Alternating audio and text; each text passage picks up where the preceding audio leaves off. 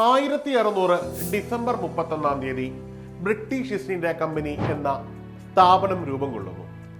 Britain എന്ന ചെറിയ രാജ്യത്തെ ആഗോള ശക്തിയാക്കി മാറ്റുന്നതിലും സൂര്യനസ്തമിക്കാത്ത സാമ്രാജ്യമാക്കി മാറ്റുന്നതിലും ഈ ഒരു കമ്പനിക്ക് നിർണായകമായ പങ്കുണ്ടായിരുന്നു.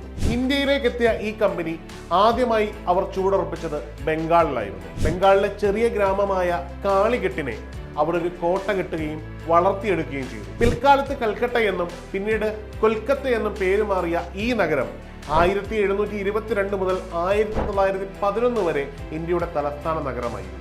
എന്നാൽ 1911 ഡൽഹി ദർബാറിൽ വെച്ച് ജോർജ് അഞ്ചാമൻ രാജാവ് ഈ നഗരത്തെ മാറ്റുകയും ആ സ്ഥാനം ഡൽഹിക്ക് കൈമാറുകയും ചെയ്തു. അന്നോളം ബ്രിട്ടീഷ് ഇന്ത്യയുടെ ജുവലായിരുന്ന കൽക്കട്ട പിൽക്കാലത്ത് ആ സ്ഥാനം ഡൽഹിക്ക് കൈമാറി. അതെ, ഇന്ത്യയുടെ ക്യാപിറ്റൽ അന്ന് മുതൽ ഡൽഹിയായി മാറി. അങ്ങനെയെങ്കിൽ ഇന്ത്യയുടെ ക്യാപിറ്റൽ ഡൽഹിയിലേക്ക് മാറ്റുമ്പോൾ ഇന്ത്യയുടെ വൈസ്രോയി ആരായിരുന്നു?